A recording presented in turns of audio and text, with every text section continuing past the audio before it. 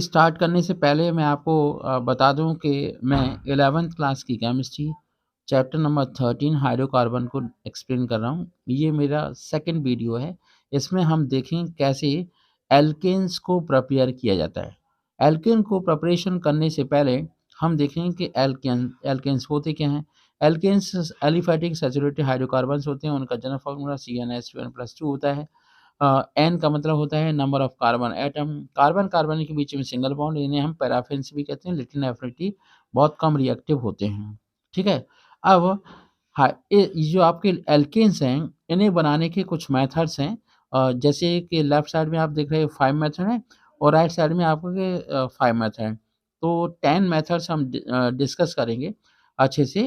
अब हम बताते हैं फ्रॉम एल्काइल हैलाइड से एल्केन बना सकते हैं, फ्रॉम एल्कीन और एल्काइन से एल्केन से बना सकते हैं, फ्रॉम एल्यूमिनियम कार्बाइड से एल्केन बना सकते हैं, और हम बना सकते हैं कार्बोक्सिलिक एसिड से भी, और कोलवेज इलेक्ट्रोलाइसिस से भी हम एल्केन का प्रिपरेशन कर सकते हैं। कुछ नेमिंग रिएक्शंस हैं, जैसे सैफ्टियर सेंडेंस रिएक्शन है, वुड्स रिएक्शन है, कोरे हाउस रिएक्शन है, फ्रैंकलैंड रिएक्शन है, और डिकार्बोक्सिलेशन रिएक्शन है। इन रिएक्शन से भी हम आपके एल्केन्स को बना सकते हैं। तो हम प्रिपरेशन सीखेंगे। देखिए, इस चैप्टर के अंदर आपको प्रिपरेशन सीखनी है, केमिकल रिएक्शन, फिजिकल प्रॉपर्टीज और उनके यूजेस, यही हमने सीखना है। तो स्टार्ट करते हैं। कैसे हाइड्रोजनेशन ऑफ ऑयल, मतलब जब हम हाइड्रोजनेशन ऑफ ऑयल की बात करते हैं तो ये होती है एडिशन रिएक्शन। ठीक है, मतलब ये हुआ कि अनसैचुरेटेड हाइड्रोकार्बन कन्वर्ट हो जाते हैं किसमें, सैचुरेटेड हाइड्रोकार्बन में। जैसा कि हम जानते हैं कि जो आपके ऑयल्स होते हैं liquid at room temperature, oil liquid होते हैं। जैसे आपका मस्टर्ड ऑयल आपने देखा होगा, जब सब्जी जब बनती है तब आपने देखा होगा। Oils are composed of molecules with carbon to double bond. ठीक है। और जब इसका हाइड्रोजनेशन करते हैं तो जैसे लेफ्ट साइड में आप देख रहे हो फैट, बटर है ना, तो fats are composed of molecules with carbon to carbon single bond. तो जो आपके एल्केन्स होते हैं उनमें सिंगल बॉन्ड होता है, तो एल्कीन से एल्काइन को हम हाइड्रोजनेशन के मेथड से बना सकते हैं। वेजिटेबल ऑयल से वेजिटेबल फॉल बना सकते हैं। यहाँ पर एक्चुअल में डेफिनेशन दिखाई गई है। जब हम वेजिटेबल ऑयल से, जो अनसैचुरेटेड ऑयल होता है, हाइड्रोजनेशन होता है, उसका निकेल कैटलिस्ट की प्रेजेंस में रिएक्शन करते हैं, तो उससे बनता है वेजिटेबल घी। क्या बनता है? वेजिटेबल घी। वेजिटेबल घी बन गया, तो इसे हम डालडा के नाम से भी जानते हैं। और ये प्रोसेस हो गई conversion of unsaturated to saturated hydrocarbon. ये बहुत इंपॉर्टेंट कंपाउंड्स होते हैं जो अलग अलग केमिकल रिएक्शन से बनाए जाते हैं, लेकिन निकेल की जगह पे हम प्लैटिनम भी ले सकते हैं। निकेल कैटलिस्ट की जगह पे हम क्या ले सकते हैं? प्लैटिनम। ठीक है, तो प्लैटिनम भी ले सकते हैं और निकेल कैटलिस्ट भी ले सकते हैं। तो ये थी आपकी हाइड्रोजनेशन की प्रोसेस। कुछ और भी रिएक्शन देखें जिसमें हाइड्रोजनेशन में हमेशा आप देखो double bond, triple bond convert हो जाएगा आपका सिंगल बॉन्ड में। जैसा कि आप देख रहे हैं हाइड्रोजनेशन ऑफ एल्कीन का एक एग्जांपल दे रखा है। एक कॉम्प्लिकेटेड कंपाउंड है जिसमें आपका साइक्लोपेंटेन की शेप का है, उस पे डबल बॉन्ड CH2 लगा हुआ है। H2 का हाइड्रोजनेशन करेंगे, H2 ऐड होगी उस पे प्लैटिनम की प्रेजेंस में, तो आप देख रहे हो CH3H बन जाएगा। और ये जो कंपाउंड बनता है, इस कंपाउंड का परसेंटेज 73% होता है। फ्रैक्शनल डिस्टिलेशन और किसी और मेथड से हम इन्हें अलग-अलग कर सकते हैं इन कंपाउंड्स को, क्योंकि सेपरेशन ऑफ कंपाउंड भी बहुत मस्ट होता है। बिना सेपरेशन ऑफ कंपाउंड के आपकी बात बनने वाली नहीं है। चलिए नेक्स्ट पॉइंट देखते हैं कि elements hydrogen react with alkene in the presence of metal catalyst, usually या तो प्लैटिनम, पैलेडियम और कार्बन हो, to yield alkanes. The hydrogen add in a syn fashion. Syn fashion का मतलब क्या हुआ? एक तो आपका एंटी फैशन होता है, एक सिन फैशन होता है। तो सिन फैशन में प्लैटिनम पैलेडियम के प्रेजेंस में एडिशन होती है। The reaction mechanism involve coordination of hydrogen to the catalyst surface followed by interior of alkene. मतलब एल्कीन से एल्केन का ओवरऑल प्रिपरेशन होता है in presence of a catalyst. एक और मैकेनिज्म यहाँ पे दिखाई गई है, यहाँ पे जो हमने रिएक्शन देखी थी उसकी मैकेनिज्म है तो इस मैकेनिज़्म को समझने से पहले पहले हम समझें, कि जो आपका कैटलिस्ट होता है वो सॉलिड होता है, पाउडर की फॉर्म में होता है, तो वो सरफेस की तरह काम करता है। उस पर हाइड्रोजन आकर के अटैच हो जाता है और एल्कीन के साथ रिएक्ट करता है तो बन जाता है एल्कीन, ठीक है? तो सेकंड पॉइंट ये है कि एब्जॉर्प्शन पहले पॉइंट में था कि absorption of alkane molecule on the surface of catalyst. फिर सेकंड पॉइंट में देखेंगे, सेकंड स्टेप में absorption of hydrogen molecule the surface of catalyst, then last में बन जाएगा आपका हाइड्रोजन उसके साथ अटैच हो जाएगा। ठीक है? तो ये आपकी प्रोसेस थी, मैकेनिज़्म थी। देखिए 2 पार्ट होते हैं, रिएक्शन और रिएक्शन मैकेनिज़्म कि कैसे प्रोसेस हो रहा है। चपाती आप खा रहे हैं, बन कैसी रही है, ठीक है? तो ऐसे ही मान लीजिए। तो हाइड्रोजनेशन रिएक्शन एग्ज़ाम्पल है यहाँ पे कि जो आपका एथीन होता है, एथीन का कार्बन-कार्बन के बीच में जो डबल बॉन्ड है वो हाइड्रोजन तोड़ देगा और बन जाएगा ईथेन। यहाँ पे है साइक्लोहेक्सीन, ठीक है? हाइड्रोजन रिएक्ट करेगा, ऐड होगा तो बन जाएगा साइक्लोहेक्सीन। दोनों ही रिएक्शन में या तो आप platinum as a catalyst use कर सकते हो या आप palladium as a catalyst use कर सकते हो। ये रिएक्शन बिना कैटलिस्ट के कभी भी कंप्लीट नहीं होती है। तो याद रखना है, हाइड्रोजनेशन रिएक्शन हमेशा किसी भी कैटलिस्ट के प्रेजेंस में होती है। मतलब ये हुआ कि सबसे पहले हाइड्रोजन गैस उस कैटलिस्ट के सरफेस पर अटैच होती है, उसके बाद ही वो एक प्रकार से जो आपका कैटलिस्ट होता है, मीडिएटर की तरह काम करता है, रिएक्शन को एनहांस करने का काम करता है, तब रिएक्शन कंप्लीट हो पाती है। तो रिएक्शन प्रोसेस से रिएक्शन मैकेनिज़्म भी आपको लर्न करनी होगी, तभी आप समझ पाएँगे रिएक्शंस ऑर्गेनिक रिएक्शन कैसे होती हैं। कुछ और एग्ज़ाम्पल हैं यहाँ पर देखे दिए गए हैं, जैसे आपका प्रोपीन है, प्रोपीन में एडिशन होगा H2 का प्लैटिनम के प्रेजेंस में तो बन जाएगा प्रोपेन।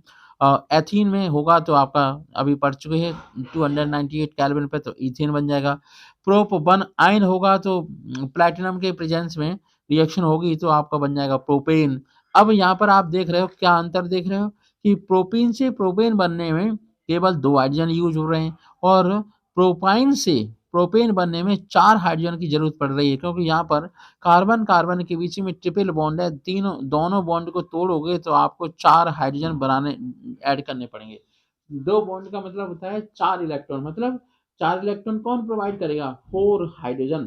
तभी आप देख रहे हो कि प्रोप-1 आयन से जब प्रोपेन बनेगा तो उसमें 4 hydrogen as a addition product लिया गया है। अब देखते हैं नेक्स्ट पॉइंट, बहुत ही सेकंड आपका मेथड है आपका एल्केन्स को बनाने का।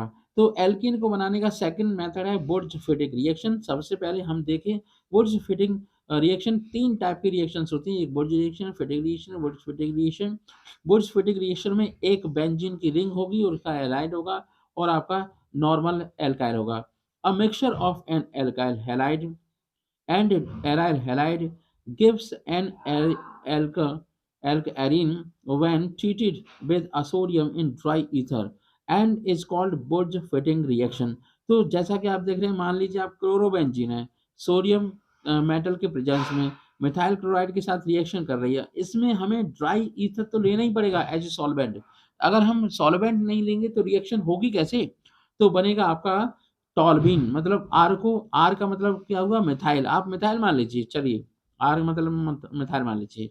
एक और है फेटिक रिएक्शन, अभी मैंने आपको बताया था। फेटिक रिएक्शन में दोनों ही बेंजीन की रिंग लेनी पड़ती है, जैसे आपका क्लोरोबेंजीन ले लो, ब्रोमोबेंजीन ले लो, फ्लोरोबेंजीन ले लो, आइडोबेंजीन ले लो, है ना? और उससे सोडियम के प्रेजेंस में ड्राई ईथर की सोडियम के साथ ड्राई ईथर की प्रेजेंस में रिएक्शन करा दो तो बनेगा डाइफिनाइल। बेंजीन को सिंगल बॉन्ड से जोड़ने से हो जाता है डाइफिनाइल, अगर बेंजीन को ऐसे ही जोड़ दोगे 2 कार्बन पे तो बनेगा नैप्थलीन। ये अंतर है आपका डाइफिनाइल और नैप्थलीन के अंदर।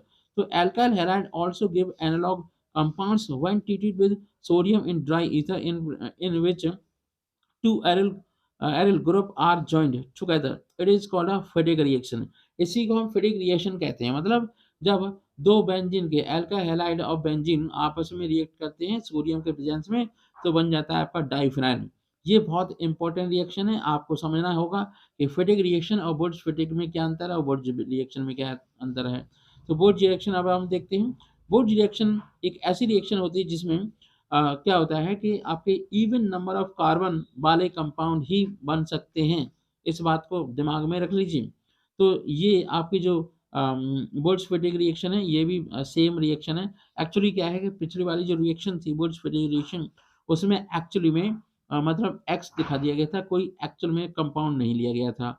यहाँ पर बुर्ज फिटिक रिएक्शन हो रही है for synthesis of alkane was extended by Fittig in 1864 to synthesis of alkyl aromatic hydrocarbon, जैसे ब्रोमोबेंजीन। यहाँ पे आपका आपका ब्रोमोबेंजीन और सोडियम मिथाइल ब्रोमाइड से बनाया गया है टॉल्यूइन, TOLUENE।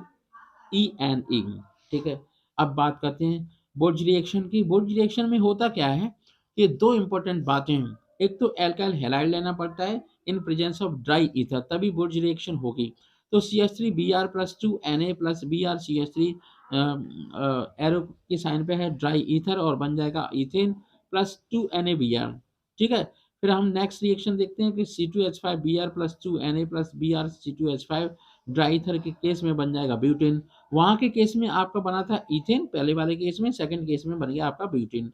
तो when we prepare propane C3H8 और pentane C5H12, there are chance of formation of other compound. तो जैसे हमने हमने लिया वन ब्रोमोप्रोपेन लिया, वन ब्रोमो ब्यूटेन लिया, उससे बना आपका हेप्टेन, हेक्सेन और ऑक्टेन। समझ रहे हैं? तो ये साइड प्रोडक्ट और बन रहे हैं हेप्टेन के साथ साथ। कुछ और भी एग्जांपल देख लेते हैं, जैसे आपका बेंजीन रिंग CH2Cl है, बेंजाइल क्लोराइड है। तो इस बेंजाइल क्लोराइड में CH3CH2Cl की रिएक्शन सोडियम से कराएंगे इन प्रेजेंस ऑफ ईथर, तो आपका नया कंपाउंड क्या होगा आप मुझे बताइएगा कमेंट सेक्शन में। ठीक है, नेक्स्ट कंपाउंड है, नेक्स्ट रिएक्शन है, इसे भी आप कमेंट सेक्शन में जरूर बताएं। और आई होप आप समझ रहे होंगे कि क्या बनने वाला है। तो हम देख लेते हैं बहुत जल्दी से।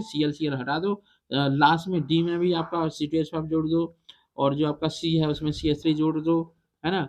और जो आपका ये है आपका बी है उसमें CH2 बेंजीन रिंग जोड़ दो, और पहला वाला है उसमें CH3 जोड़ दो, बन गया कंपाउंड। तो मैंने आपको आंसर भी बता दिए। I hope you will learn with help of writing, writing करके देखेंगे। तो ये हम हमारे सामने बुर्ज है। The Burge reaction is named after French chemist Charles Adolphine Burge, who discovered the reaction in 1854.